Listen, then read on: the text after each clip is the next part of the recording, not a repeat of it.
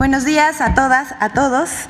Hoy es 22 de marzo. Esta es la sección ¿Quiénes quieren las mentiras de la semana? Y vamos a comenzar. Una vez más, periodistas y figuras de la oposición acusan sin tener razón.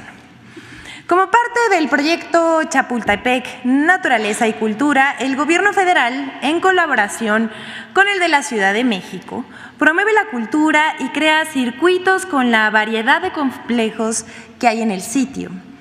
Trabaja en la rehabilitación del medio ambiente, reforestando, rescatando el agua del bosque de Chapultepec, además de conectar las 4 zonas que comprende el más grande bosque urbano en el mundo. 12 kilómetros de manantial a manantial. En el plan de rehabilitación le tocó el turno a la histórica Puerta de los Leones para ser restaurada y pintada. La oposición vio otra cosa y criticó por ignorancia los trabajos.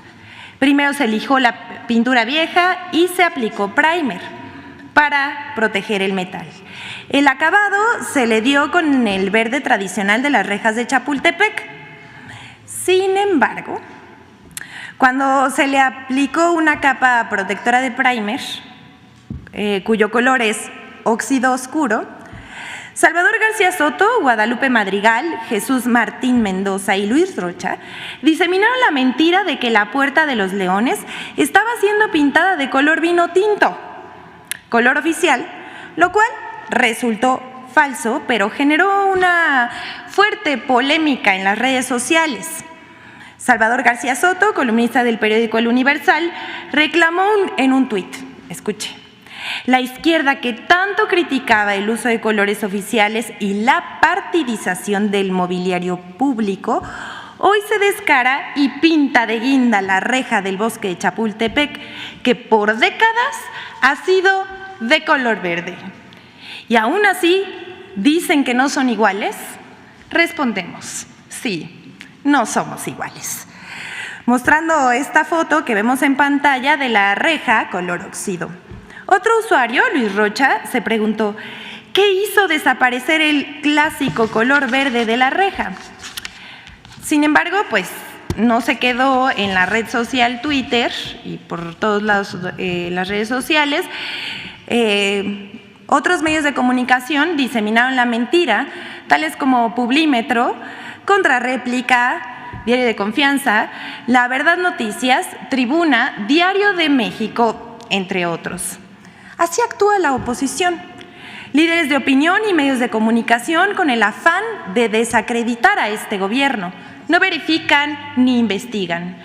Son capaces de mentir por todo. Como cuando dijeron, ¿se acuerdan?, que las vías del tren se habían comprado oxidadas, las vías del Tren Maya, lo cual resultó un chiste producto de la ignorancia, pero no les importa hacer el ridículo. Vamos con la siguiente.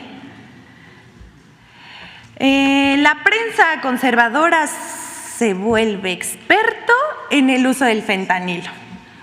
El pasado 15 de marzo, el presidente Andrés Manuel López Obrador anunció que se conformará un grupo de expertos para estudiar la posibilidad de sustituir el fentanilo, que según el Centro para el Control y la Prevención de Enfermedades de Estados Unidos, CDC, por sus siglas en inglés, es un opioide sintético 50 veces más fuerte que la heroína y hasta 100 veces más fuerte que la morfina, utilizado como analgésico y para el tratamiento del dolor intenso.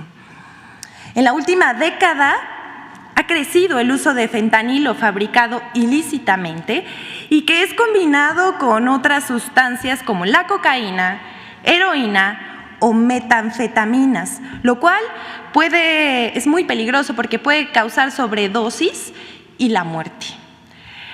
Las muertes por sobredosis de opioides en Estados Unidos en 2021, según esta misma organización, CDC, superaron las 100,000 personas. Se estima que este año, el año 2022, murieron 106,000 personas por sobredosis de opioides. Estas muertes superan las producidas por armas y accidentes automovilísticos. Así de grave es la situación en Estados Unidos. Pero esa epidemia de fentanilo, como llaman algunos expertos en Estados Unidos, fue provocada por una empresa farmacéutica que engañó al público con consentimiento de la FDA de ese país, es decir, con autorización del gobierno estadounidense. La combinación del fentanilo que llega de Asia con otras drogas como la cocaína y las metanfetaminas y la heroína. Pero en estas últimas semanas, políticos de Estados Unidos, republicanos y también demócratas, usan el tema del fentanilo con motivos electorales y culpan a México de sus crisis y de fabricar fentanilo ilegal que llega a su país. Sin embargo, se equivocan. Aquí hay un mapa de la DEA que explica cómo el fentanilo que llega a Estados Unidos, la mayor parte, llega directamente a sus puertos desde Canadá. Solo 1/3 de esa droga proviene de México. Además, parte de los precursores del fentanilo llegan a México desde Estados Unidos. Pero los políticos y conductores de radio y televisión más racistas incluso señalan que los migrantes indocumentados son los que introducen el fentanilo a su país. Indignante.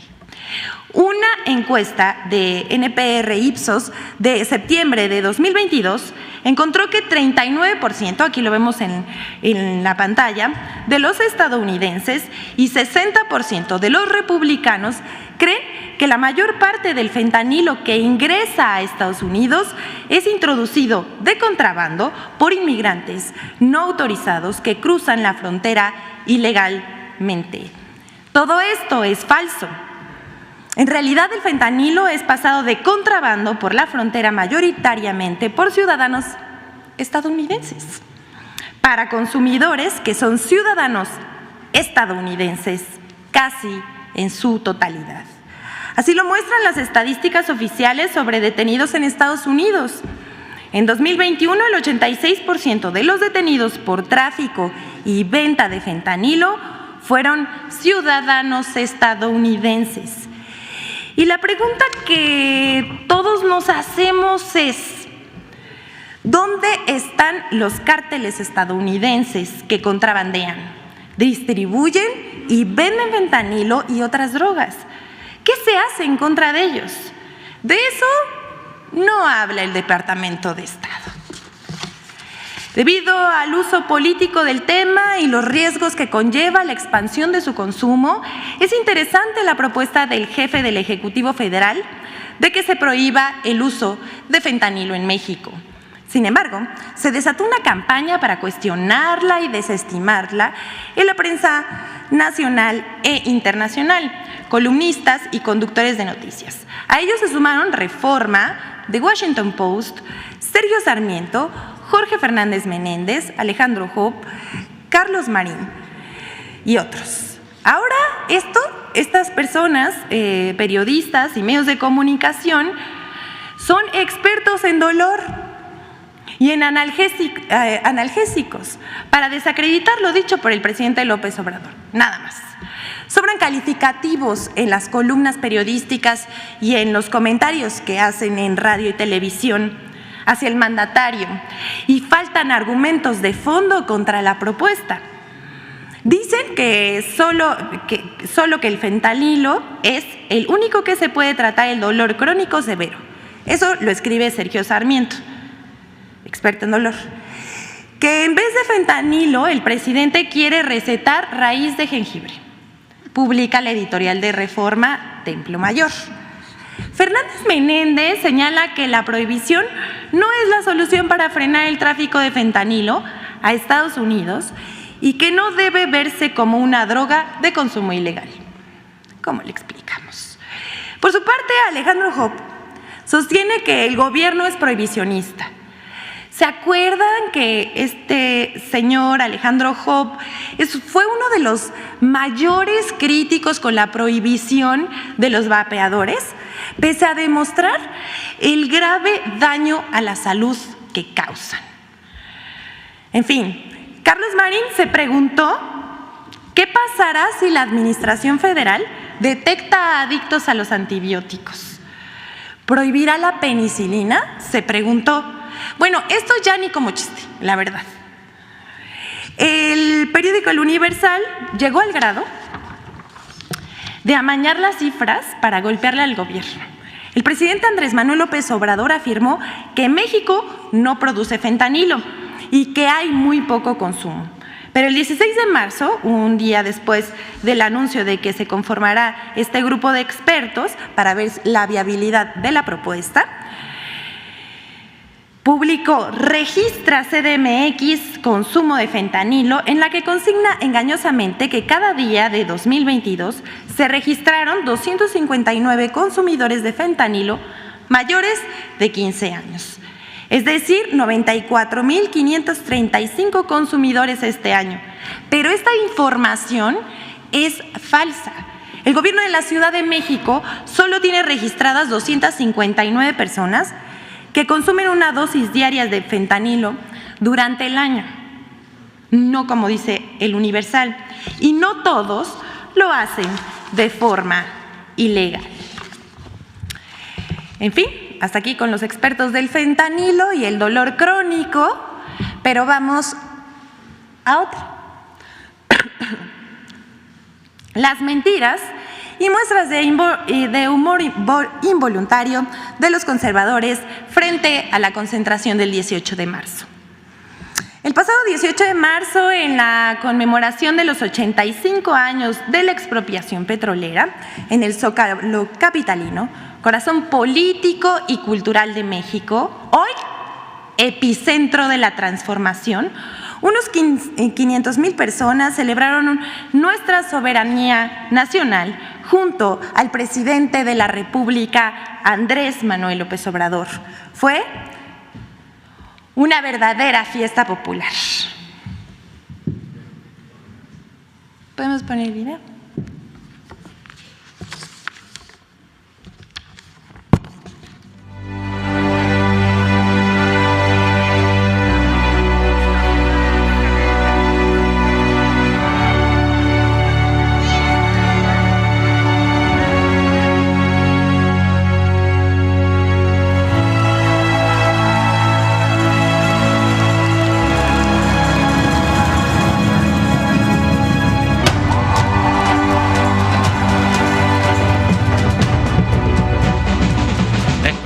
Petrolera fue apoyada por la mayoría del pueblo. En las fotos de la época se advierte la presencia mayoritaria de gente humilde, hombres y mujeres indígenas, campesinos, obreros, maestros, empleados e integrantes de la clase media baja. Solo con el apoyo de las mayorías se puede llevar a cabo una transformación popular para hacer valer la justicia y enfrentar a los reaccionarios que se oponen a perder privilegios. No aceptaremos nunca que en México se imponga una minoría a costa de la humillación y el empobrecimiento de las mayorías. ¡Viva el general Lázaro Cárdenas del Río! ¡Viva México! ¡Viva México! ¡Viva México!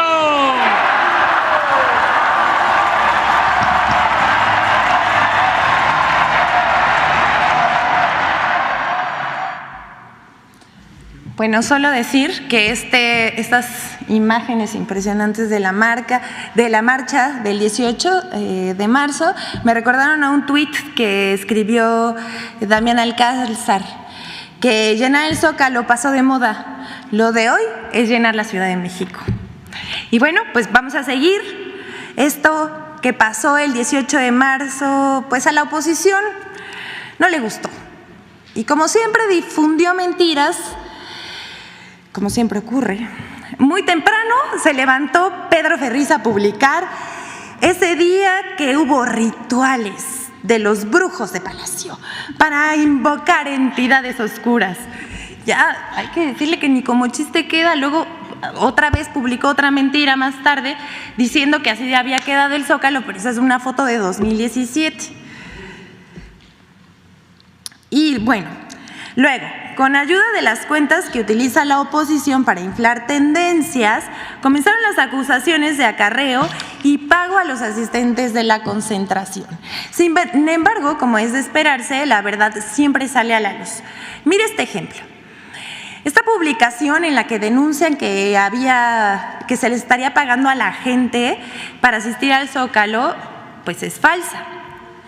Es falsa esa afirmación, pero la foto corresponde a la marcha del INE el pasado 13 de noviembre de 2022 y muestra a una señora efectivamente pagando dinero a los asistentes. La foto fue publicada por uno de los convocantes a la marcha, a esa movilización que defiende a los oligarcas. Su nombre, Fernando Belauzarán. Están acostumbrados a ver la paja en el ojo ajeno y no la viga en el propio. Y bueno, ya vimos que solitos se exhiben. Más tarde, miembros de la oposición como Guillermo Sheridan, Chumel Torres, Sandra Cuevas, Fernando Belauzarán, nuevamente, Pascal Beltrán del Río, entre otros, publicaron una foto de un evento del 1 de diciembre de 2019 en la que aparece en primera fila el expresidente José Mujica. Y los hijos del presidente la usaron como si fuera del sábado pasado por la conmemoración de la expropiación petrolera para acusar incongruencia del presidente y sus allegados.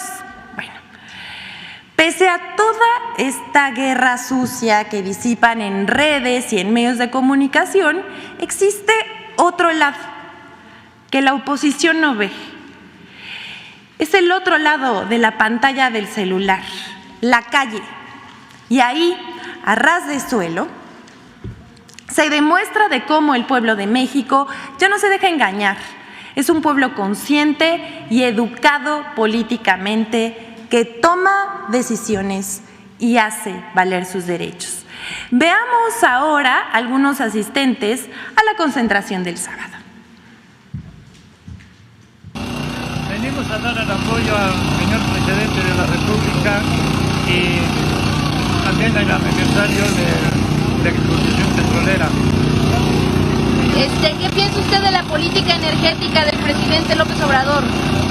Es muy positivo porque nos ayuda a bajar los precios de la luz, del gas, de las gasolinas, de los díseles, de muchas cosas.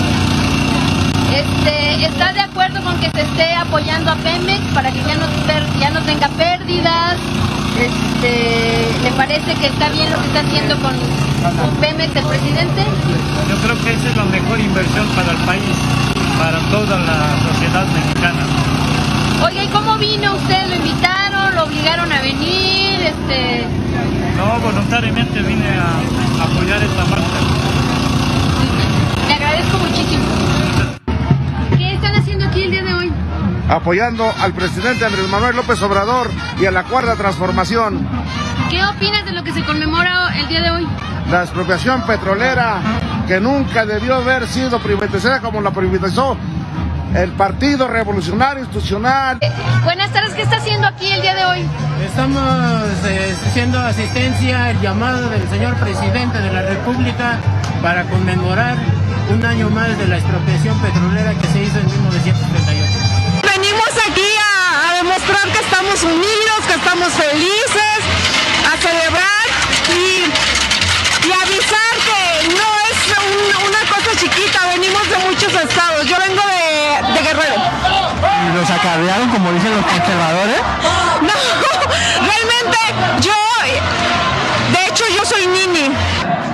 Oye, ¿y ustedes son acarreados? ¿Alguien les pagó algo? Sí, Andrés Manuel López Obrador me pagó con devolverle la dignidad a los pueblos originarios, me pagó con las despensas a los ancianos, a las personas de la tercera edad, a los niños, me pagó con todo lo que hace para México, me pagó con cómo defiende a nuestro país. Es un presidente que tiene los pantalones bien puestos a tener amor propio, a defender a nuestro orgullosos. Con eso me pagaron. ¿Y hoy por qué se están manifestando o qué es lo que están defendiendo hoy?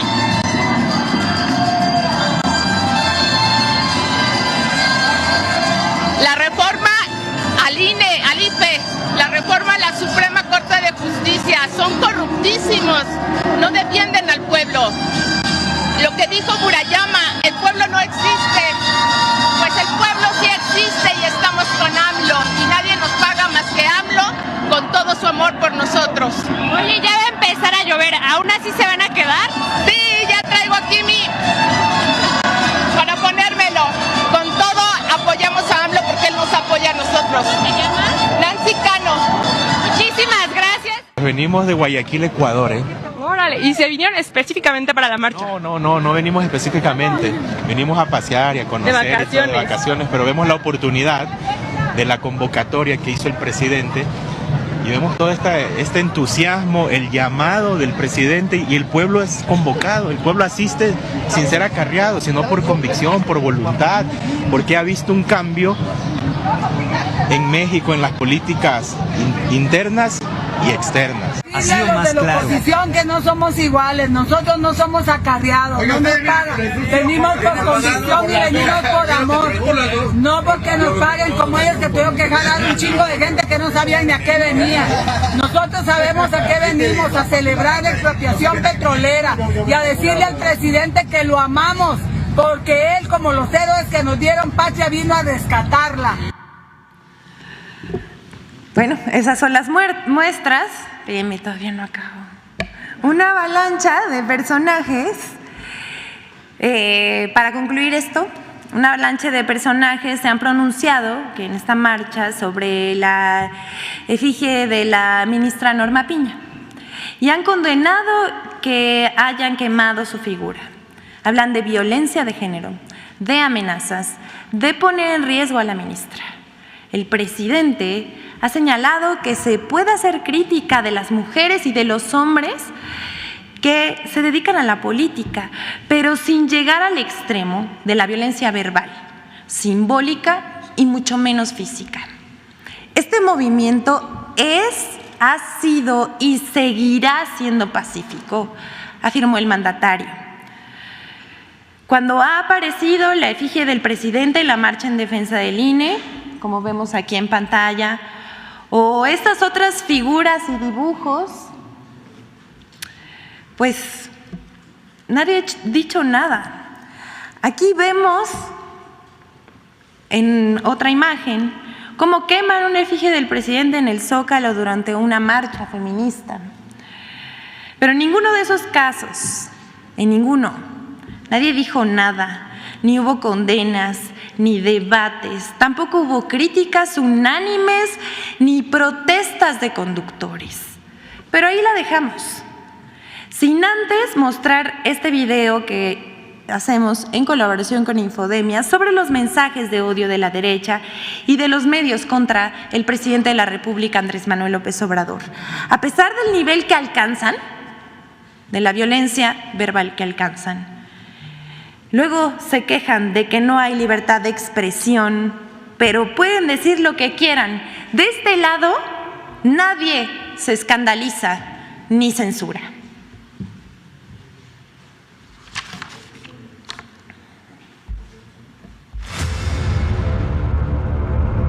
El odio genera desinformación. El odio busca estigmatizar a los adversarios y reducirlos a categorías infrahumanas. El famoso peligro para México, utilizado en 2006 contra Andrés Manuel López Obrador, ha sido sustituido por el catálogo del discurso de odio. 1. Llamados a la eliminación. Actores de la oposición han hecho llamados a la violencia, como el del historiador Francisco Martín Moreno, quien en octubre de 2020, en una entrevista con Pedro Ferriz de Con, aseguró que quemaba vivo a cada uno de los morenistas en el Zócalo capitalino.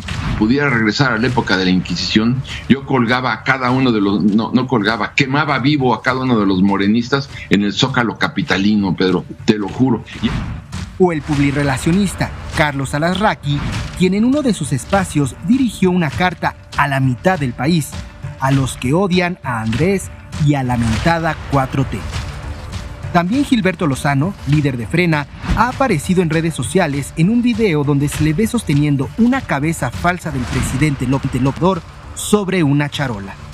El expresidente Vicente Fox es otro personaje que ha hecho llamados al exterminio.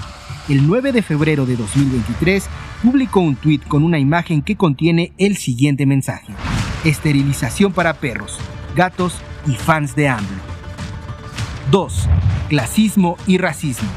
En Twitter, personajes visibles de la derecha han discriminado a sus opositores por considerarlos de una clase social inferior, refiriéndose incluso a cartones que hacen alusión a razas de perros o viajes en aerolíneas de bajo costo. Otro ataque clasista constante es el que asegura que los simpatizantes de la Cuarta Transformación son pobres, flojos o no trabajan. Por ejemplo, se publican textos maniqueos para caricaturizar la frase del pueblo bueno, con categorías racistas. Guillermo Sheridan escribió que el mexicano es violento, tonto, fanático, corrupto, ladrón, sexista, caprichoso, temperamental, alcohólico, arbitrario, golpea a sus hijos y a las mujeres, idolatra el ruido, tira basura, nunca ha respetado el derecho ajeno, se pasa los altos, evade impuestos, compra y vende piratería. 3. Misoginia. La mayor violencia política por razones de género se ha ejercido contra mujeres destacadas de la Cuarta Transformación, que han sido víctimas de ataques de odio.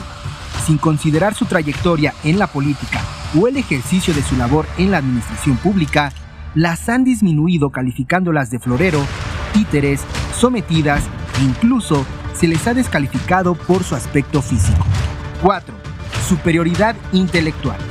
Para fortalecer su posición, la derecha ha repetido constantemente que los electores y simpatizantes de la Cuarta Transformación son perrada, corriente, ignorante y sin educación. Incluso los califican como una secta. Infodemia. Es cuanto, señor presidente. Muchas gracias.